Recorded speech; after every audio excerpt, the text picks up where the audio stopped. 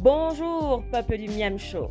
Aujourd'hui je suis d'excellente humeur, alors je vous emmène découvrir avec moi mes 5 comidas callejeras préférées. Nous allons commencer par les tamales qui, comme beaucoup de plats typiques mexicains, sont faits à base de maïs. On les mange en général pour le petit déjeuner et en réalité, il y a plein de saveurs de tamales différentes, mais ma préférée, c'est le tamal au mole.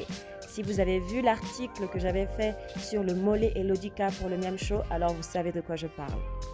Hors de question pour moi d'acheter mon tamal de mole sans prendre avec un verre d'atole champurrado qui, comme vous l'aurez compris, est également une boisson à base de maïs. Ce que j'adore au Mexique et qui me rappelle énormément les capitales africaines, c'est la variété de comidas callejeras qu'on retrouve à tous les coins de rue et à tout moment de la journée. Après tout, il y a 9 millions de personnes à nourrir constamment dans la Ciudad de México et il faut bien en avoir pour tous les goûts. On retrouve également des postes qui vendent des fruits en morceaux ou des jus de fruits et c'est là que je m'arrête pour ce délicieux jus pamplemousse, orange, papaye. Puis, on continue avec des tlacoyos qui, comme les tamales et l'atole, sont des spécialités mexicaines préhispaniques encore très présentes dans leur cuisine aujourd'hui.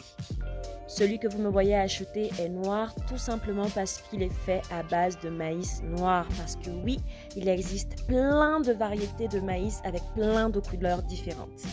J'ai fait un petit tour en Didi Moto et c'est sur le retour que j'ai croisé l'aliment que je consomme le plus au quotidien, de la banane plantain frite.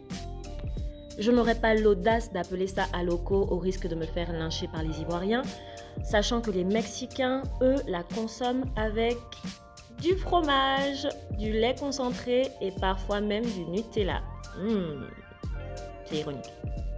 Même si je ne suis pas fan de la version mexicaine, chaque fois que je passe devant un vendeur de plátano macho frito, j'en achète et je leur demande juste de le saupoudrer de sel.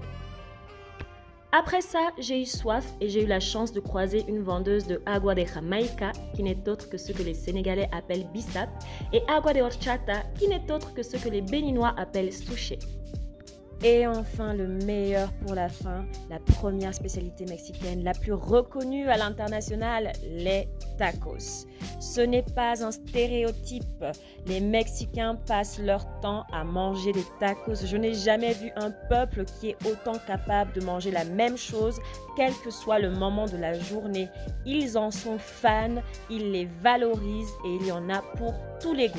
Mes tacos préférés, ce sont les tacos de lomo, mais bon, on fait avec ce qu'on a et pour cette fois-ci, j'ai pris des tacos de lengua et de maciza.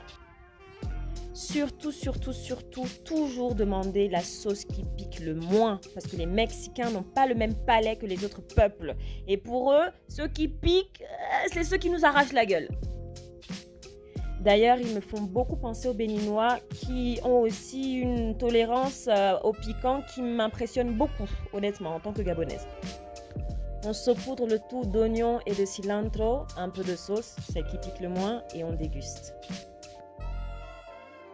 Et c'est tout pour cette première découverte de la comida callejera mexicaine. Beaucoup de ces plats que l'on rencontre dans la rue sont vendus par des vendeurs ambulants, donc on ne peut les croiser que par chance. Je compte bien vous faire découvrir bientôt d'autres de ces antojitos mexicanos. En attendant, salivez bien et à la prochaine!